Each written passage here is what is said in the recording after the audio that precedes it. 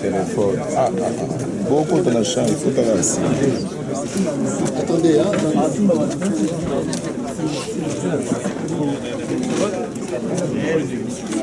S'il vous plaît, les journalistes.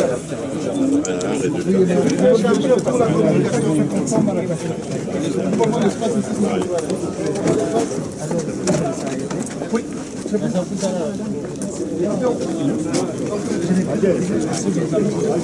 je ne peux pas beaucoup couper parce qu'il y a des mandats d'arrêt qui sont lancés. Voilà, donc. Mais je vais non, mais bon, on peut plus légaliser. Notre a été détruit, donc les activités sont ce n'est pas pur.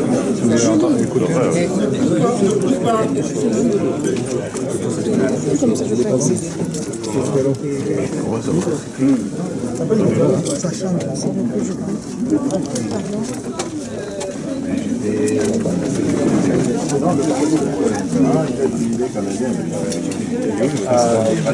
Bonjour, président.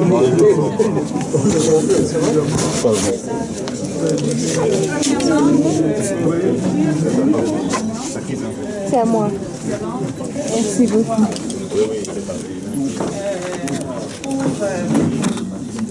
De quelque soit des sources, et nous déplorons surtout la perte de vie et de biens au cours des derniers jours. Il va de soi que l'État a la responsabilité particulière de protéger ses citoyens. Il ne faut pas surtout y avoir impunité pour les actes de violence qui ont été commis durant les derniers jours.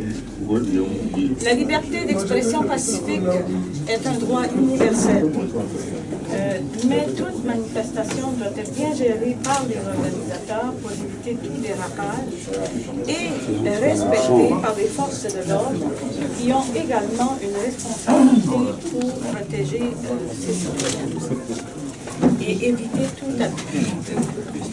Nous réitérons notre préoccupation pour la population congolaise qui a déjà tellement souffert et qui continue de souffrir des conditions de plus en plus difficiles dans la situation économique que l'on connaît aujourd'hui dans le pays.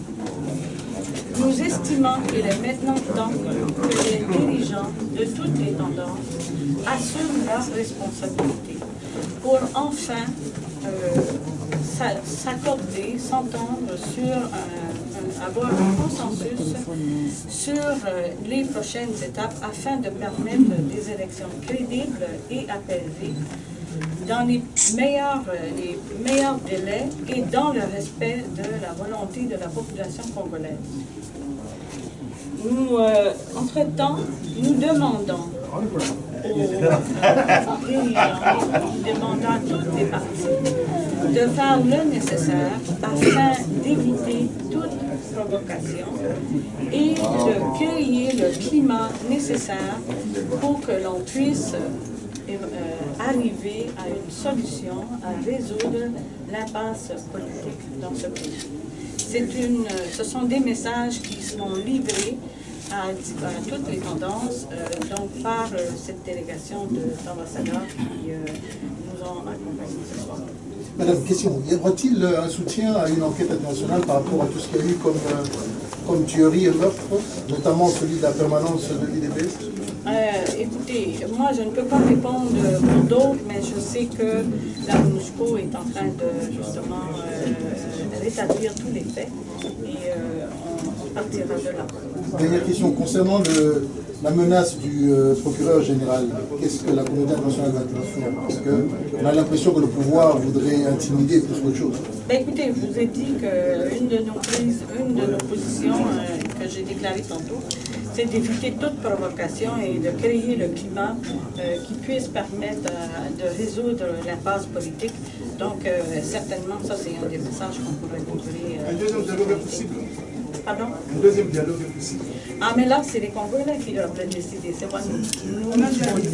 Ce qu'on dit, d'ailleurs, c'est qu'il faut que les partis se réunissent, que les dirigeants de toute tendance trouvent un moyen de s'entendre sur la piste sur la voie de l'avenir qui va permettre ces élections crédibles et apaisées, qui va respecter la volonté de la population, qui va respecter la constitution congolaise et qui va, nous espérons, mener à un Congo prospère et plus beau qu'avant, comme l'a dit l'Union nationale. Madame, le Conseil de sécurité, notamment aujourd'hui, jeudi 22, sorti une résolution qui demande le respect de la Constitution avec l'organisation des élections selon les termes constitutionnels, c'est-à-dire au plus tard, il devrait être convoqué le 19 septembre, donc on doit arriver avant le 19, avant le 20 décembre, qui marquerait le départ du président Joseph Kabila sur la Constitution. Quelle est votre position?